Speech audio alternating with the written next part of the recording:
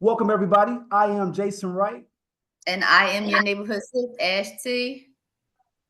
Distinguished gentleman, Jamie Wright. This your man that's going to always keep it real, Jarrell Wright. Hey, this is Talisha. You can count on me to keep it real and keep it raw. And we are the Our Blank Slate podcast crew.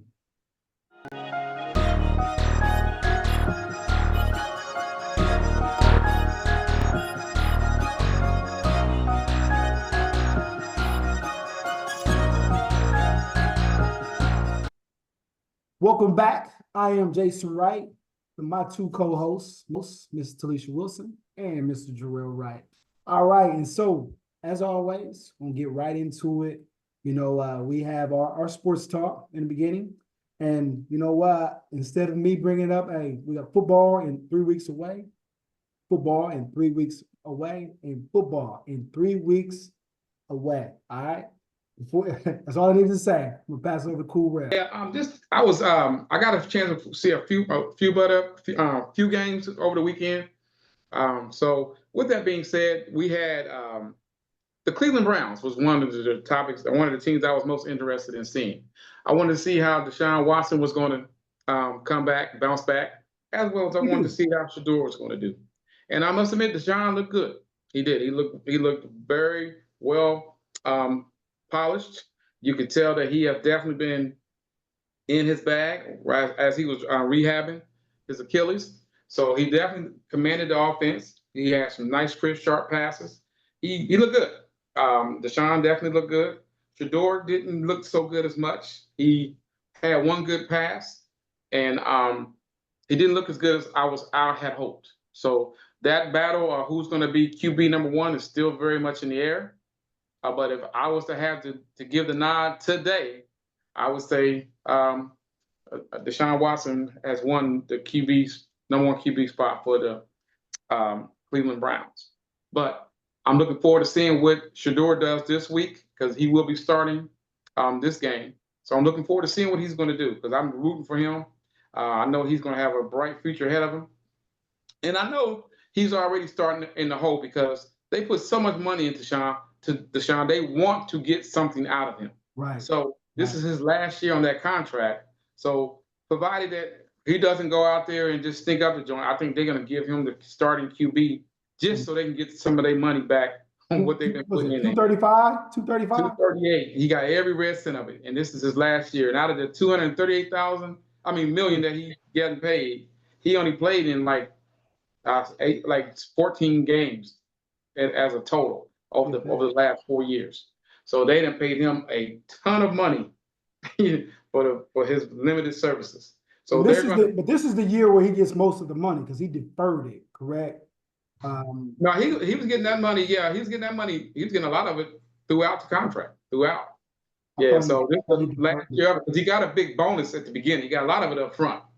Because what they do is they give it to you as a bonus so it doesn't hold against their salary cap. So he got quite a bit of that up front, and then he was suspended for that year. He only got to play in like 6 games. And then again, he came back and he tore his Achilles twice. So he really hadn't had an opportunity to play. So Cleveland wants to get something out of him, for that money. And they got Shedeur for dirt cheap. So they got time for him. Now, Deshaun definitely is going to want to play his ass off this season because he wants another contract, whether it be for Cleveland or for whoever. So I see big things from him because he's on his last year of his contract. He'll be an unrestricted free agent after this year. And so I'm seeing that he's going to try to ball out this year so he can get another contract, whether it be with Cleveland or another team.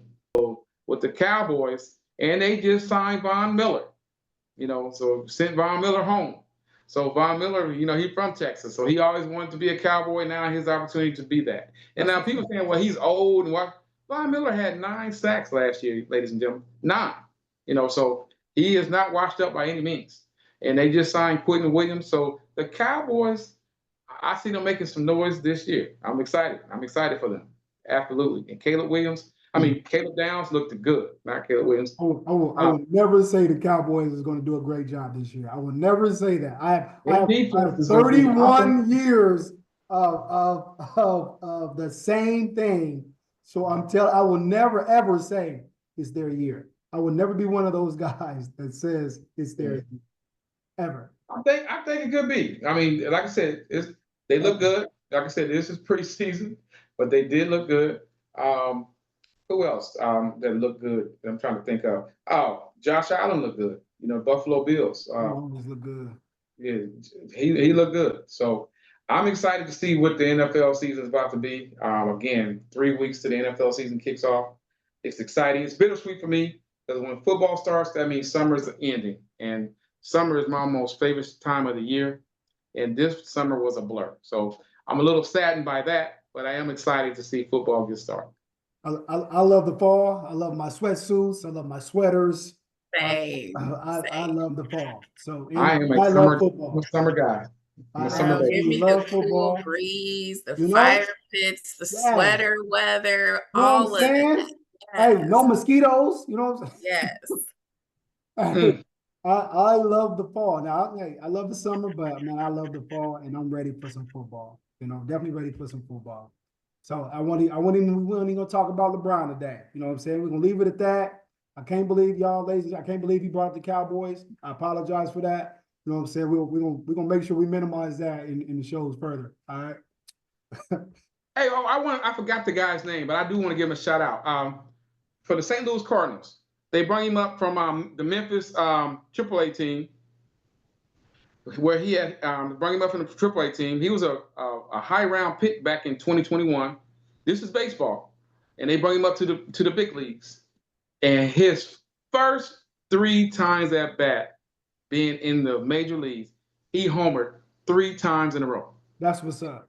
3 times. What's his name? I'm gonna get y'all his name, but that was exciting to see. I mean, he went to bat. His first swing in the major leagues game knocked it out the park. First pitch, gone.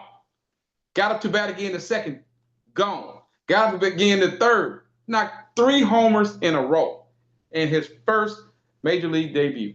So that was tremendous right there. That was exciting to see. And I know you're like, well, if it's so exciting to see, why don't I remember the guy's name? I will get you his name, but it was a great event there. And that goes down in the history books. So I definitely wanted to give that a shout out. And I will give you guys his name here momentarily. Joshua Baez. Joshua Baez. That's him. Thank you, sir. I appreciate it. Yeah, he hit 3 homers his first 3 times at bat. Crazy. First to ever do it. First to ever do that. That's amazing. That is amazing. Hey, you know what? Hey, and that is a great note to book in that topic and head on into our first topic of the day. All right. So, ladies and gentlemen, we're gonna get a little serious today. You know, we're gonna hoping that this will be our last couple of shows. We're about an hour and a half. We're gonna keep this one short a little today, but we're gonna have some conversation. All right. So Let's do it. This first topic right here is with my 2 co-hosts right here. What is your position on stepmoms or stepdads disciplining the other spouse's kids? All right, and I asked this because, man, I saw a few different things. And I'm not, what I said I was gonna bring up to Talisha first, but I give you my context. So I was watching, scrolling through my phone on YouTube, and there was 2 scenarios that and I had seen one of the scenarios before, but one, the father kept trying to discipline his stepson because his stepson kept getting into trouble. He was stealing from the store. He was picking on kids. He was, trying to bully. He was, he got caught by the police trying to rob a house or whatever. And every time he would try to discipline this child. So his wife was, that's not your child. Don't put your hands on my child. You know what I'm saying? His daddy gonna do that. And his daddy never did it. All right. And so I'm gonna go into that subject, but the problem was the mother never made sure the father did anything to that child. And that child continued to get into trouble. And then the last time he was at the father was at home and said, "Hey, you need to pick your son up from the jail. He just got caught shoplifting." And she was like, "Well, we got to go get him." He was like, "No, you and his daddy need to go get him. I've been trying to discipline this boy and make sure that he follow the rules around here and make sure he does the right things, but you won't let me. So since you won't let me, you go pick him up, you and his daddy, since that's who you want disciplining him. And, you know, since the thing went off, so of course you didn't get to hear or you see the conversation after that or whatever. So that's why, you know, and there's another one that I'll talk about later when it comes back to me, but I am like, if you're a father, you know, and this, you know, moms are dads, you know, it doesn't matter. But if you accepted the role as that mother or that father, that stepmother or that stepfather, that child is yours, especially if they live in your house. All right. You know, I don't want to give my perception of that yet. So I think you already know what it is, but I'm gonna pass it over to someone that has experienced this. You know, I love to know your perspective on this because I got some opinions on this, you know, and so I know you have lived through this. So I thought I would pass it over to Ms. Wilson first. See, what is your perspective on I feel like kids? this topic is very touchy, but I feel like this is very case by case.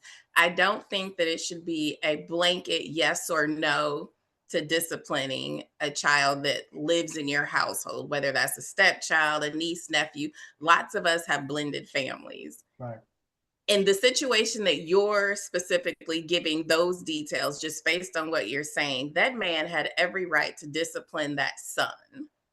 He is living in his household. He is responsible for his well-being as his stepfather. You're married to the mother, and I don't do that. Yours and mine. This is ours collectively now. That's right. So in my opinion, in that case, he sounded very responsible.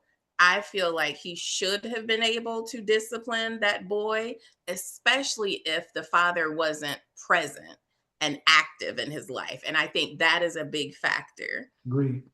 But also, we don't know if there's other reasons that she doesn't want him to discipline. Is he a man that goes extreme? Would it have been an actual beating?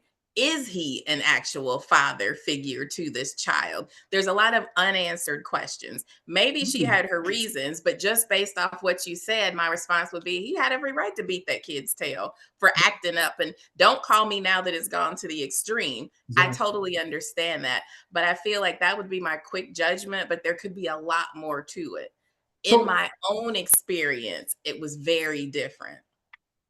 Initially, when I married my second husband, he is the one who actually raised my daughters from the time they were like 7 and 8. My kids are 29 and 30 now. Literally today, we're having a conversation with my daughters and we're talking about birthdays. They want to know when their dad's birthday is. We all know who they're talking about. They're not talking about their birth father. They're talking about their stepdad. And even though he and I aren't together and haven't been for a long time, he is still very active and he is always and will always be, as far as we can see, a father figure in their life. To this day, he says, our girls. My kids were raised in a household with him when he didn't raise his own kids in the house. So the bond is a little different. But he told me from jump that because I have daughters, and especially because when we got together, they were so young, that he was never laying a hand on them. Because one, he didn't discipline his own children like that. He wasn't they showed up, bring him here, I'm about to whoop him and get him together. He talked to them a lot, but he wasn't the disciplinarian. He bark and he does a lot of rumbling in the streets, but that's not who he was in our home. Right. And my daughters didn't really do a lot to get in trouble. They did kid stuff, but it never got to that point because my kids understood I'm the authoritarian. I'm the one that's more likely ready to put your head through that wall than he would anyway. He used to tell me, Talish, you got girls, you don't have to do them like that. You shut up before you next because I'm not raising little heathens. And he would just back away. But my kids knew I'm the one that was going off. And they would go run behind him sometimes. And sometimes he took a bullet for him because if I got to go through you to get to them, you might want to move or you're going to catch these hands too. Right, right, So right. I feel like my case was very different because I felt that and I totally empowered him. And they are with you and they are showing out. You have raised them, you feed them, you clothe them, you have dried tears, you've carried them to the ER with me when they were sick, sprained ankles, you've bought furniture and cars and provided food and been the nurturing father figure. You have every right to put your hands around their throat when they cut up like I do. And he always said, absolutely not. Those are our daughters, but I'm not the disciplinarian. I'm not going to put my hands on them. I'm going to call you and I'm going to tell on them, but I'm not touching them, mainly because they were girls and also because he knew I got this. So he never had to. Right. So, But so did my I thing empower is, him to? Yes. I think it depends on a lot about the person that you are with and do you trust that? Because that's a big thing. If I'm going to be with you, I have to trust you to understand that we're a package deal and now you're helping to shape these kids' lives. So you should also get the other part of it. It's not always fun being a parent. Sometimes you got to be that person, and it hurts your feelings to jump on them. But if I don't do it now, the police or someone in the street's going to do it for you later. That's right. That's right. And that's my thing is, you made up some good points of, that person is aggressive, or would take things further. But we're talking about sane, good men that have been stepdaddy, in a good home, have been brought up in a good home, and that child An is actual home. father. Yeah, Yes, they're that actually a step good parent, that bonus parent. parent should be Yes. able to lay hands. Absolutely. If Okay. that's the case. But Right. we know that's not the case in a lot of situations. Agree. I wouldn't say a lot of situations. You know what I'm saying? There's I wouldn't say a lot of situations. From my experience, it's a lot of situations. I mean, either there or there. I agree to disagree on that one just because, again, I don't know the statistics around that. You know what I'm saying? Maybe I should have did some homework on the statistics around that. But when you look at a guy that is really trying to take care of his household and make sure, again, so he got to set examples for the younger kids as well. So if you got an older kid that's acting up or you got a younger kid that's acting up, you got to make sure you set them straight so that you set the standard for everybody else. And you're allowing somebody else to do that, and that other parent isn't stepping in, you got to do something about that. That's the key factor. There's not an active father. That's a key factor. Yes. Exactly. So if there's not an active father that is in the relationship, that is coming to the home, checking upon the kids, and actually being active in their life, I'm sorry. If that man is a good man doing what he's supposed to do, he should be able to discipline those children like his own. He's raised them as his own. He should be able to discipline them as their own. And I got some other points in a second, but I know I don't want to keep Rail over there cold. You know what I'm saying? So I like to hear his position on this as well. Well, my position, not ever been a stepdad, nor do I ever intend on being one. Being a step parent it's a shitty job.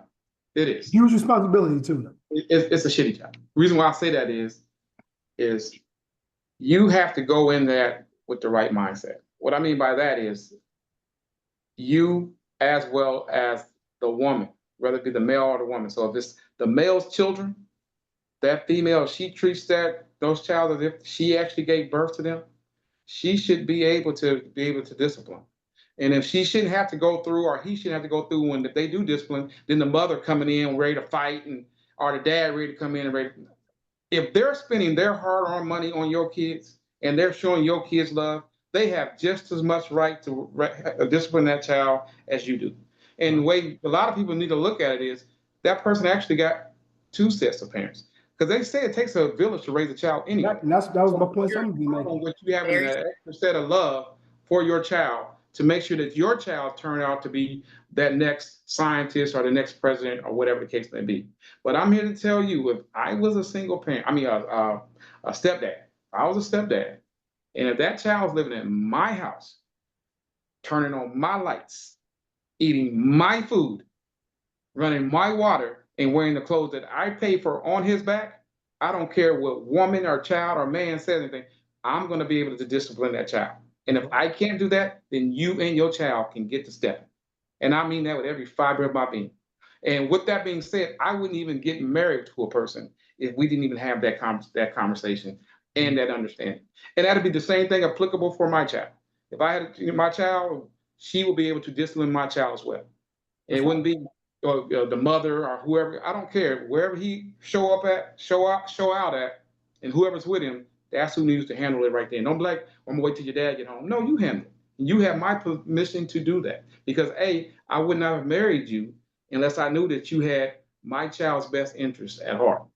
And a woman shouldn't not have married a man unless she knows that that man has her child and her, because that person knows that this is a package deal from the gate. And it's more so for a male than it is for women, because a lot of time the male doesn't have full custody of that child. So they may, the stepmom may have to deal with them a weekend here and there on a month.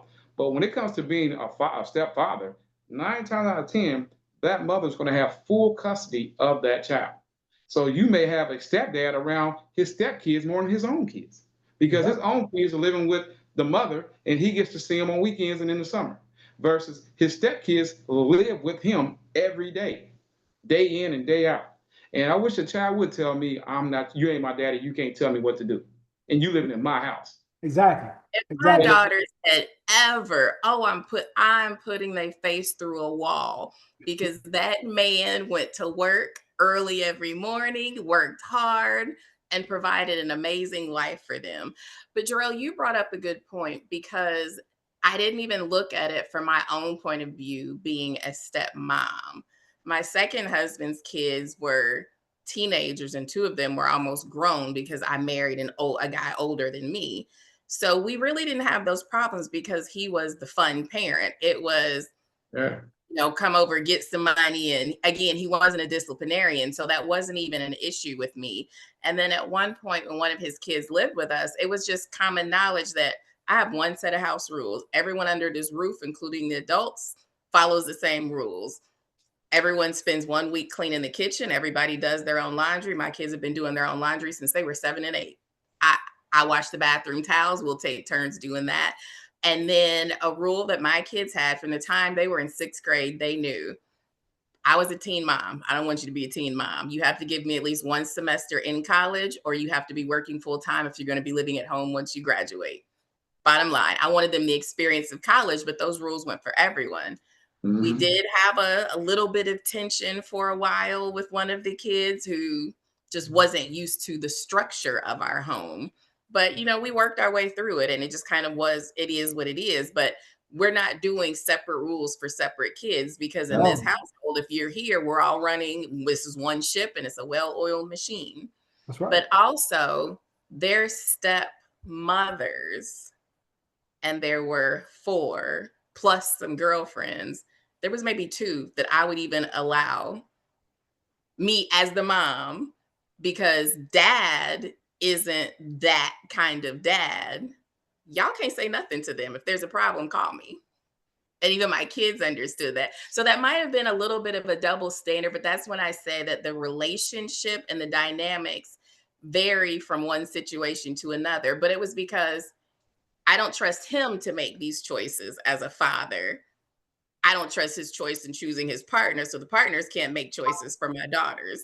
My kids had cell phones at a very young age, very early, for that particular reason. Because if something is going down, call mommy. Because right now, I don't trust the choices that are being made around you, but I don't have a choice but to. And that's a whole new different story. Yes. When you don't trust, what's going on at that person's house, and you don't trust that father is making good decisions, nor simply a judgment call at that point. Or his mate. I definitely understand that. But if you got a good guy that is raising those kids, and I'm gonna use Jarrell words, eating up my food, using my lights, electricity, you know what I'm saying, but wearing the clothes that I purchased, no, I got a problem with that. You know what I'm saying? If I can't discipline the child, again, I would be fine if the father came to me and said, hey, if you need to ever discipline, I want you to give me a call. I'll be fine with that. And he come over and discipline, I'm good. You know what I'm saying? But it needs to be a team effort. I agree with that. I have no problem with that. You know what I'm saying? But if we don't have that conversation, I'm gonna discipline that child, and if he got a word to say, hey, so we can handle this like gentlemen, or we can get into some gangster shit. That's a different conversation then, yes. Because I'm just like, no, I'm listen, what Will kind of said at first, but that's my child now. If I married this woman, these are our kids. I was gonna say that's our child yeah, now. There's a shared responsibility this there. is our child. And I go back to the old school of the village. I was like, Jarrell's taking my points. And so I was like, but the village, man, hey, whoop his behind wherever he acted up at. Because then when he get home, he gonna get it again from me. All right. And that person, hey, the Bible says, spoil the rod. I mean, what you say, spare the rod, spoil the child. Spare the rod, spoil the child. All right. And I promise you, my daddy didn't never spare that rod. All right. He didn't never spoil. We were never spoiled. Ever. Never spoiled. It was never spared. He made sure he did. I feel like the relationship between the step parent and the child makes a difference too, though. How do you approach this? Does that child look at you as a father figure? Have you built the relationship with that child? How was this whole situation started? Was there already hard feelings, or did you grow into it? I feel that is another big dynamic that makes a difference. Is the mom supportive of this relationship? Does she allow you to build that bonding in that time? Did the mother take the time to make this child understand, look, this man takes very good care of us. This man is the reason that you have the headphones and a nice car and a nice roof over your head, the reason that you can take trips, the reason that you can go to school and eat what you want and you not starving watching everybody else eat. How does that dynamic feel to be supported? I mean, the parent definitely plays a key role in all this. So let's say as the stepdad, that mom plays a key role in letting that child know he has just as much say on you as I do. Or the same thing with a husband letting that child know the stepmother, she has just as much saying to you as I do. So when she's speaking to you or if he's speaking to you, as if it's me speaking to you. Because he has or she has that authority.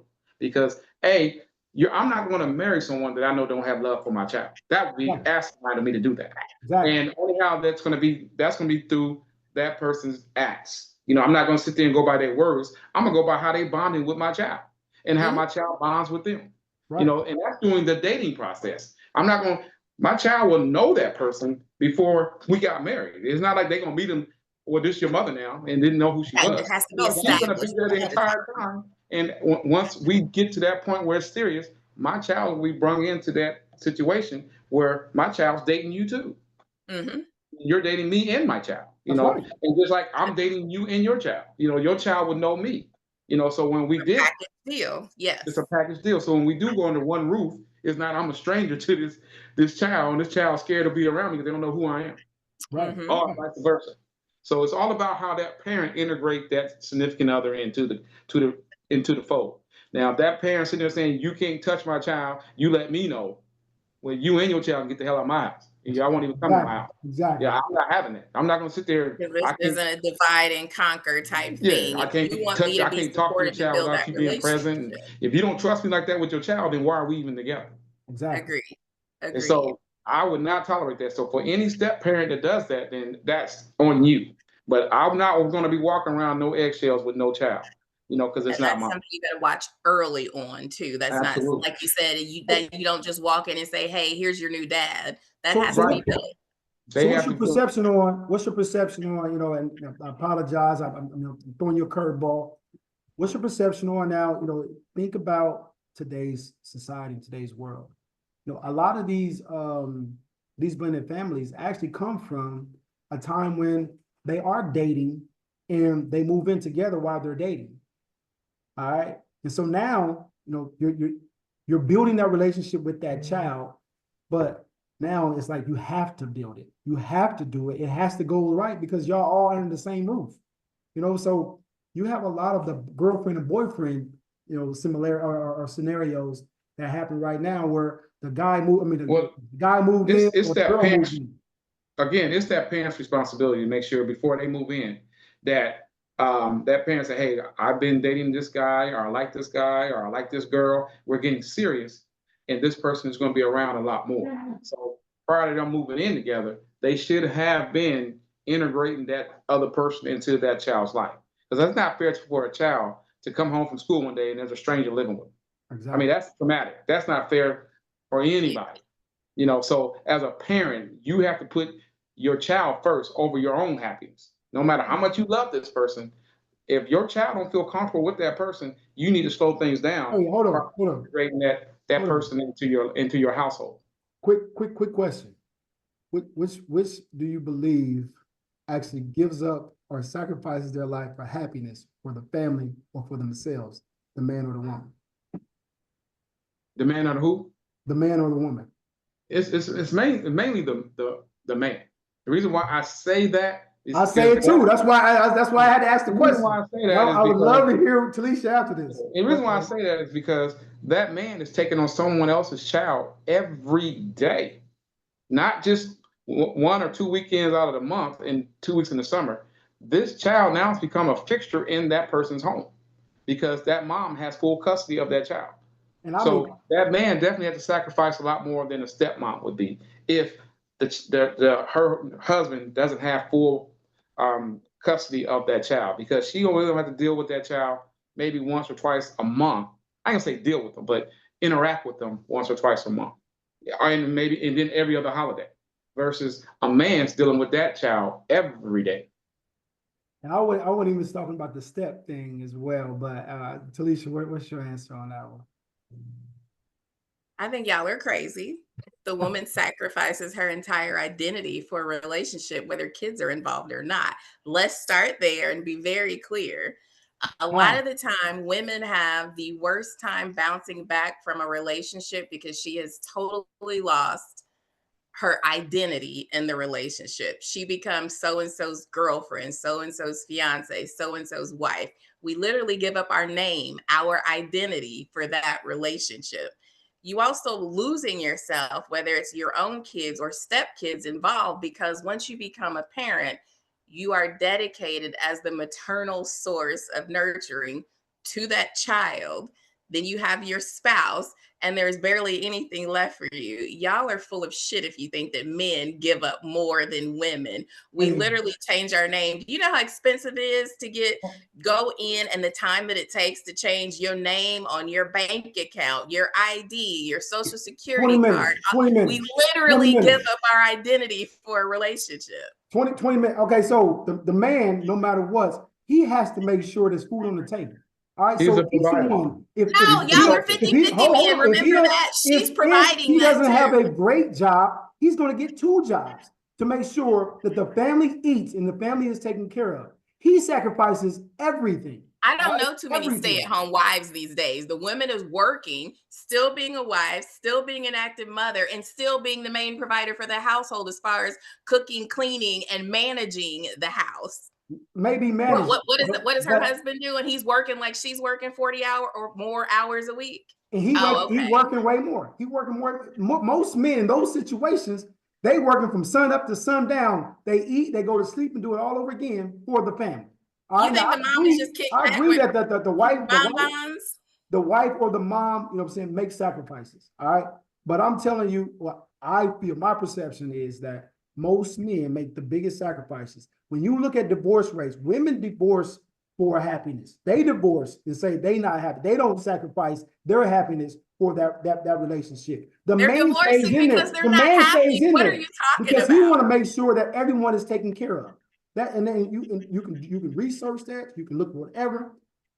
It will tell you from 9 to 1, women will divorce for happiness. If they're not happy, you know what I'm saying? If they're not happy, they will leave. All right. You know why? Because a man won't leave. He's just going to cheat on you and have a whole nother side chick or a whole nother family. Yeah. He's not leaving. Women are leaving now because we have bank accounts and we work and make good money, and we don't have to stay in a situation that we're not happy like our grandmothers did. Hold on. There'd be a lot of females that are in the United States until like 74, unless it was in your husband's name, right? We're leaving now because we don't have to stay. Y'all stayed because you could just go be with somebody else and then still come home and not have the responsibility of building a home. I don't agree that most women stay there, and they could leave. A lot of them leave. A lot of them still leave in hoping they get a ton of child support. You know what I'm saying? So, they can still work, but they leaving out there Sir, I hoping left they get and a I ton got of child support. $84 every 2 weeks for 2 kids. Hey, That whole myth that women are living off hold child on. support, That's back in the 80s, Felicia. That's back in the 80s. the 90s need to shut up. Now, one thing about it is women do lead based on feelings. You know, Emotion. men would lead based on respect. You know, so a man could be unhappy, but as long as he's being respected, he will stay. And because he knows his job to be that provider, to make sure those kids have the things that they need, Some as well stability. as to make sure that there's no other man that they would have to count on than him. And that's what men, only a breaking point where a man is disrespect. That's the breaking point for a man. But a woman's breaking point is her happiness. You know, so if she's happy, she's good. If she's not happy, I'm not going to stay somewhere I'm not happy. Women stay in an unhappy relationship But for I'm not years and years before they leave. I'm not finished with that. But now there are times when a woman should leave if it's abusive, you know, Right. whether it be physical or verbal. No person, whether it be man or woman, should stay in that type of situation, especially when you have children, because those children are now learning how they're going to be as they're growing up. So you have to put those children first, and you have to put them in a good environment because you're developing this child to being an adult, and the things that they see in their environment, it basically predicts their outcome of how they're going to be when they Absolutely. become adult. And then Absolutely agree with I'm a that. generational thing. Then they have kids, they kids. So you have to basically put your children in a good environment that they can show them how to be a man, how a man treats a woman. They can show how a woman's supposed to treat her man. They can show how a woman's supposed to take care of her home. Because women need to learn how to keep a clean house. So if you are sitting there trifling and your house is trifling, your kids picking that up, and guess what? Their house is going to be trifling. They're gonna be trifling too. They're going to be trifling too. So women and men and boys need to learn how to be able to fix things around the house. They need to know how to change a flat tire. There's a lot of things that men, they need to know how to cut the grass. I mean, there's a lot of things that young boys need to learn to grow into young men, because eventually they're going to be the head of their household. Exactly. So they need to be taught these things. And just like a woman, eventually she's going to be the woman of her home. So she's going to need to learn how to cook, just like he's going to need to learn how to cook. So all these things, know how to wash clothes. So all these things play a factor in whether how that person is going to turn out in life. And then it's generational. So they're going to teach their kids the things that they were taught. And then it just goes on and on and on. It's a vicious cycle. So if a person's being abused verbally or physically, yes, they need to leave that situation. But to answer your question, Jason, it should be a 50-50 thing where basically no one should have to sacrifice their happiness, because as a male, it's your job to treat your queen the way, you should know her love language and she should know yours. And y'all providing a happy, harmonious relationship where your children can thrive in that. We were very fortunate to have a 2-parent household where we had a dad that showed us how to treat a woman. My father used to make us get the door for get the door for your mother, get the door for your mother. We was taught that sometimes the door will be too big, we can't even open the door, but we're trying because he's teaching us always get the door. He instilled that into us. Right? He instilled that into us. And then if there was a time when she pulled up to the gas station, she better not be the one getting out pumping the gas. We better pump that gas. And when it comes time for she bringing in groceries, if our dad caught my mom bringing in the groceries from the car, that's a butt whooping for your behind, especially if you're sitting there watching TV. So when she pulled up, we all knew, run outside and go get the groceries.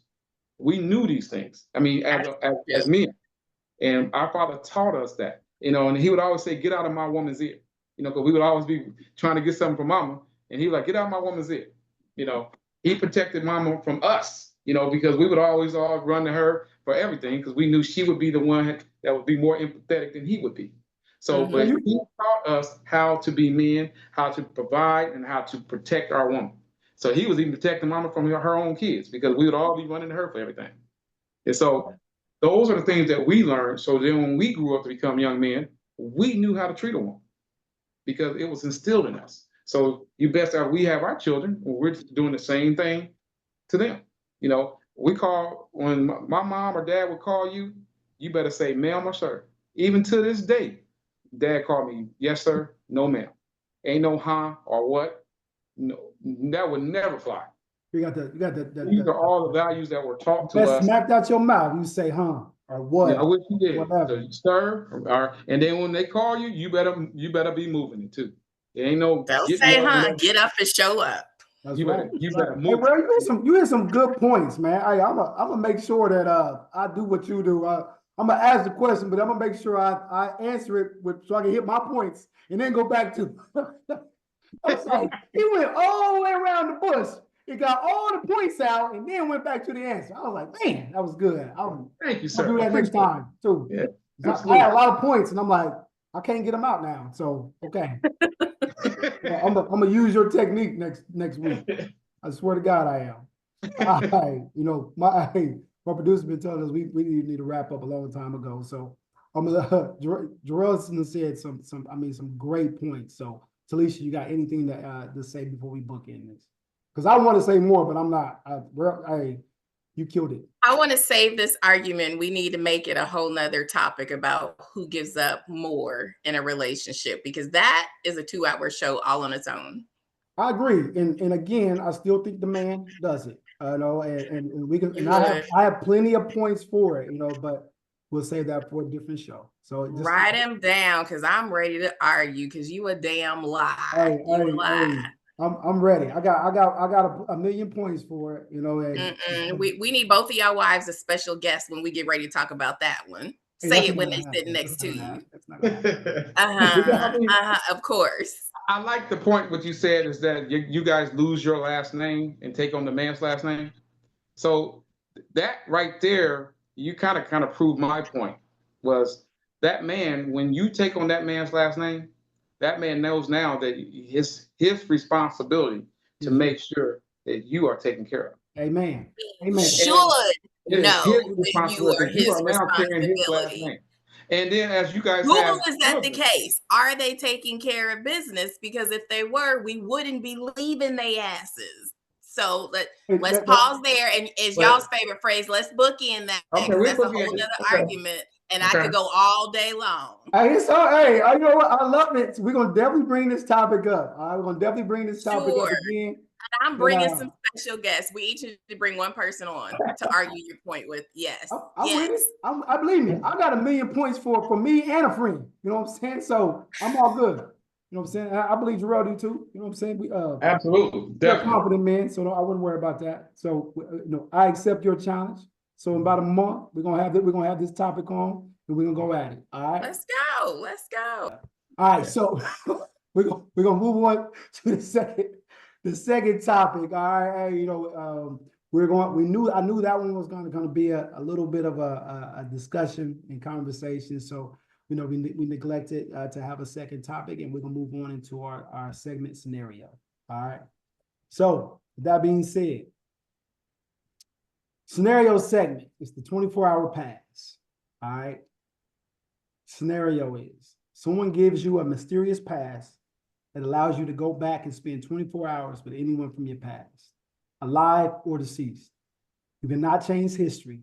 You can only talk, hug them, ask questions, apologize, or say goodbye. You only get one person in only 24 hours. Question: who do you choose, and what's the one thing you need to say? I'm gonna pass that to Jarrell first. If I can have a pass to spend time with one person, and one thing I want to say, I would have to be Jeffrey Darnell Wright, my brother. And I would tell him that I love him, that I miss him, and that you left 3 great human beings on this earth for us to help raise, as well as to allow your legacy to still live on. Because there's a lot of things that I do regret. My brother died at 22. He was young. And by the age of 22, he had 3 kids. So was I pleased that was going on? I wasn't, but God had a plan for him, and we didn't know that. And those 3 children that he had was the greatest gift that he could have left on this earth for us, because it was like we got to watch him grow up all over again. So we're thankful that he had those. But at 22, I was like, man, what are you doing? You got 3 kids at 22. What's going on? So I wish I would have been more of a brother and not more of a lecturer at that time. I wish I would have been just a brother that we used to go out and kick it and have a lot of fun. But when I was seeing some of the decisions that he was making, I didn't agree with them at the time. And I think I would voice that more so than I probably should have. So I wish I could go back in time and just enjoy being a brother and not being a father figure, because he already had a father. But I spent a lot of time being a big brother / father to him when I should have just been a big brother. Right.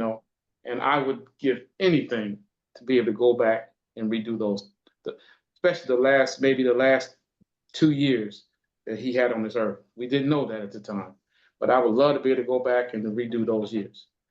And even though I can't change history, I would at least like to be able to change the time that we spent together.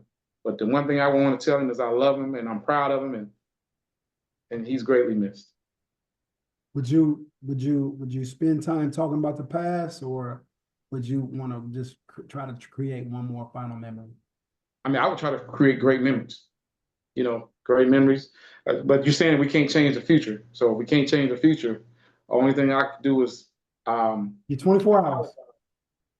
For those.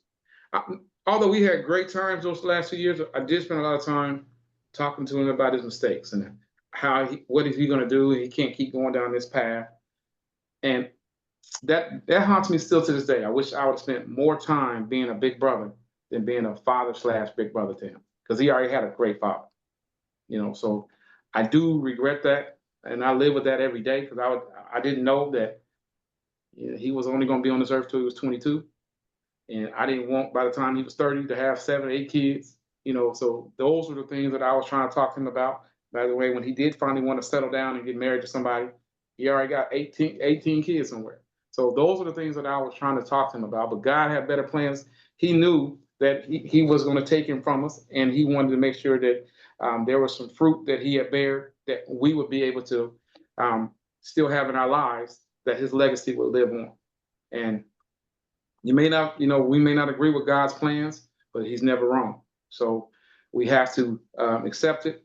And I'm glad that he had those 3 kids, because our nieces and nephews, they are 3 outstanding human beings that enhance this world greatly. So if I could go back, that would be the thing I would do. I would like to just spend quality time with him, just being a big brother and not being a father. That's what's up. Talisha? I also would have to say my big brother. He passed 21 years ago. I'm older than he was before he passed away. There's so much that I want to talk to him about, and it would not so much be about the past, but like current events, because a lot of people don't know my brother literally has saved my life more than once. I was a crash out queen behind closed doors. And when I would feel myself, I'm about to go tear up all this stuff, I would call my brother and, sis, come on over here. He would open a bottle of something. He would make me laugh. He would talk me through, now he did this, and this is why from a man's point of view, and don't even worry about it. And this is how you get your lick back kind of thing, or just the community of it. My brother was a father to all of my nieces and nephews. He was a father to us. And though we used to tease all the time, I wish I could take back all the times I said, I wish you would just get a woman. We're not your woman. You don't do nothing for yourself. We got you spoiled. But after losing him, I realized how spoiled he had us. I called my big brother for everything. And this wasn't a very accomplished person, but he knew how to do some things. He was a 7-year senior at Ball State campus. He never graduated. He ended up moving back to Indy. We've all lived with him at one point, or he's all lived with us. But the fact that he was thinking about his last day, I I'm going to say I was supposed to be on the bike with him when he went down, but I know that wasn't my path. It wasn't my future. Things happen how they're supposed to. But that night, he asked me to stay with him and ride with him to the clubhouse. And for years, I had like a survivor's guilt because I felt like I should have been on the bike with him. If I was with him, maybe he wouldn't have left when he did. Maybe the accident wouldn't happen. So for years, it was a lot of guilt over the what ifs and feeling that I could have changed the trajectory of time. I realize now that that's not rational. That wasn't my calling and that everything happened how it was supposed to. But I want to talk to him now about my kids are grown now. One of my daughters is a mom and married. And I think the way that he interacted with my nephews being a father to my younger brother's kids since he's in prison, that him and especially my grandson would be the best of friends and the worst of enemies. My grandson's 2 feet tall and rough and tough. He thinks he's 6'2" and 300 pounds. So he likes to fight and swing on you. And him and my brother would just roughhouse and they would have had a ball. They would be the best of friends. I would like to talk to him about relationship stuff that I've gone through. He was always usually the first person I called. You know what this so-and-so did? And I'm about to go down there, and he'd be the, come on over to the house. Let's talk this out. We don't need you catching the case. Or we don't need you doing that. Or literally picking me up from situations. I'm like, I can't call my mama. I'm calling my big brother to come get me. And he always handled stuff for me. So for me, it would be to spend 24 hours with Darius, catching up, finding out, how he feels about how things have played out in the family, and spending time with talking about my grandkids and asking them, are you watching them? I know that you personally have helped me out of some situations I put myself in and shouldn't have been. And I know it wasn't nothing but higher powers that be that saved me when I chose to do some stupid stuff a time or two. So it would definitely be him. And it would be talking about current events and maybe the future, like what he sees, what he expects of me. Is he proud of me? Those kind of things. Because it's until you lose someone close to you, you don't realize how much the small day-to-day talk that you would miss. Means a lot to you. Means a lot to you. It matters. It matters. Yeah. No, that's what's up, man. I'll say someone else in a minute because my mine is my person is the same. My brother Jeffrey. I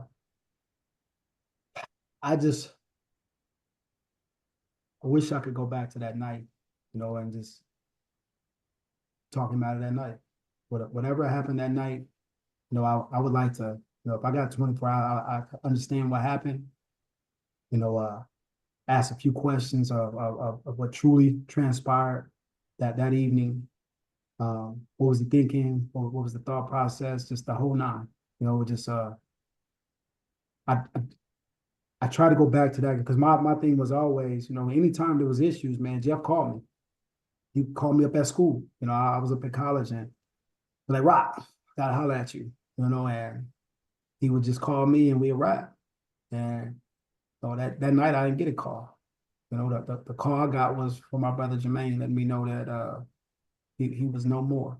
And so why didn't you call me? I just question that. I would want to know because again, during those times, me and Jeff was thick as thieves, and he always picked the phone and hit me.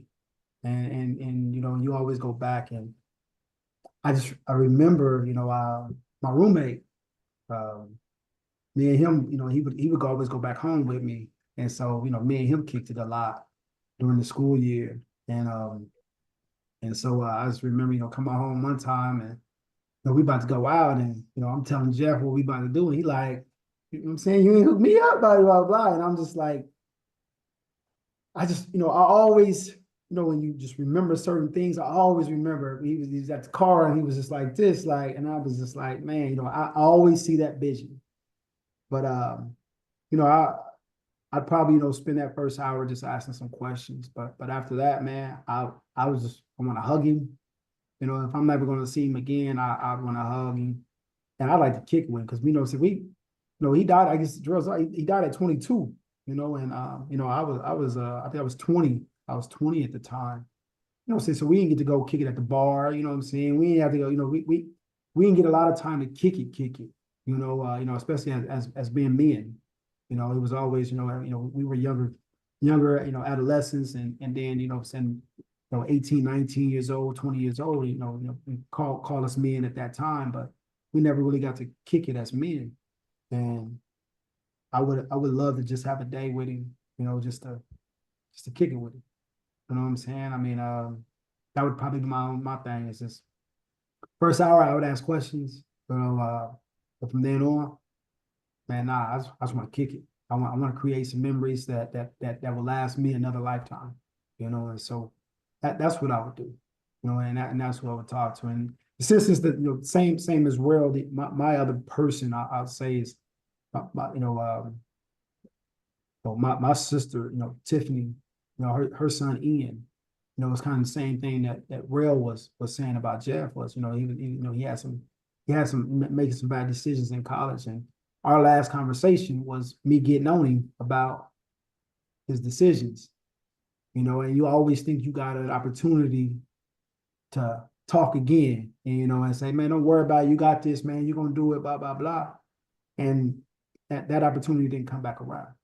You know what I'm saying? So I literally talked to him, I think like 2 months before it passed, and it wasn't a good conversation, because he was acting up, and when I got the message that he passed, it's like, what I'm saying, I couldn't help do nothing but cry, because I wanted to have that other conversation.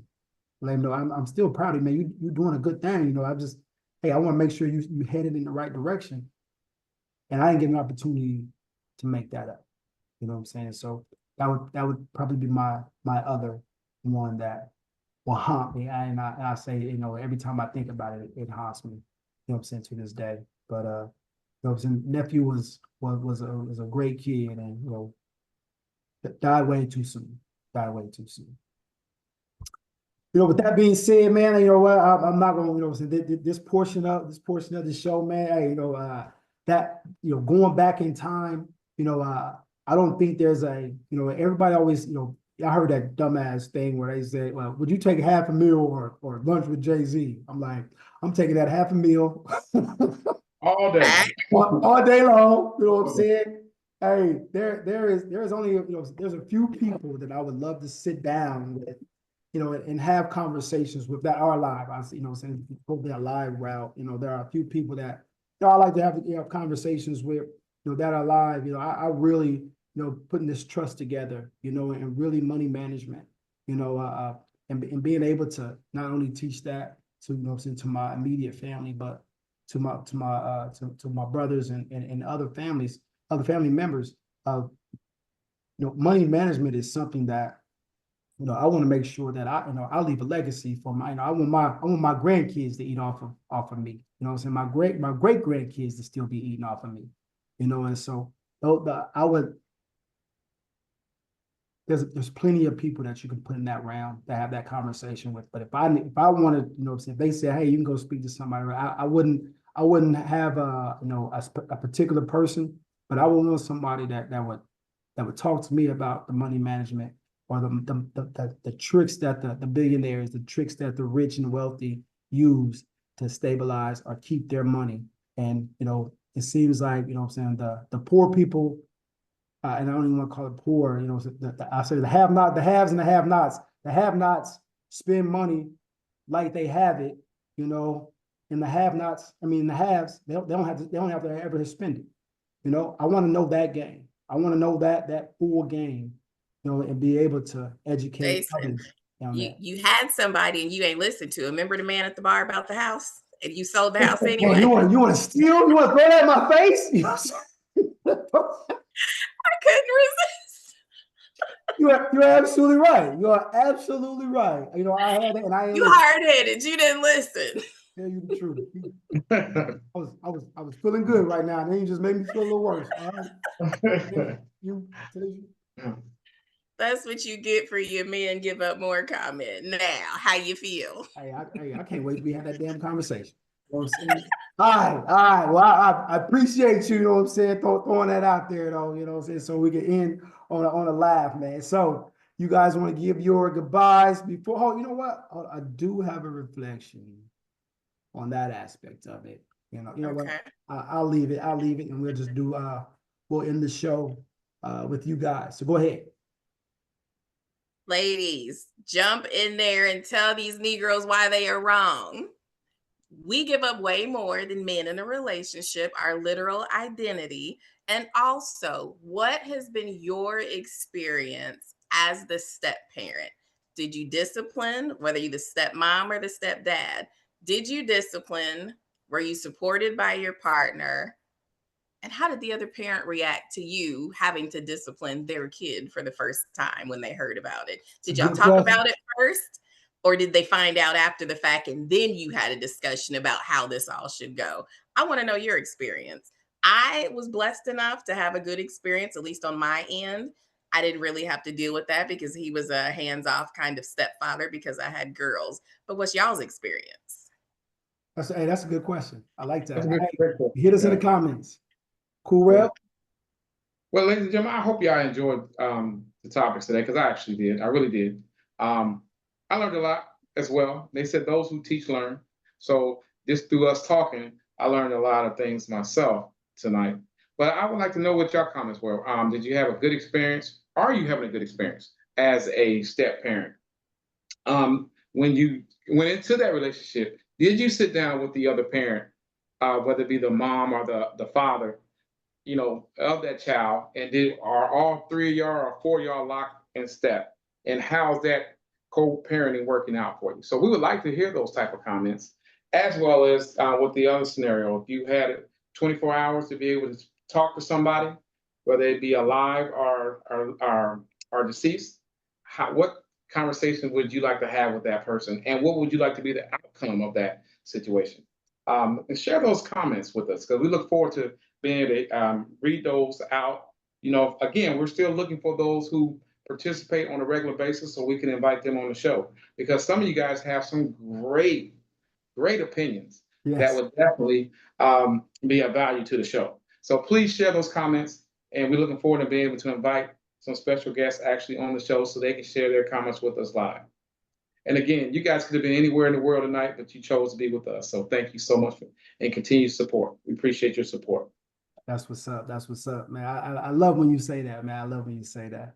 I won't even go over the topics again because you both just covered them so well. And again, you got comments. Please put them in the section. Let us know what you're thinking.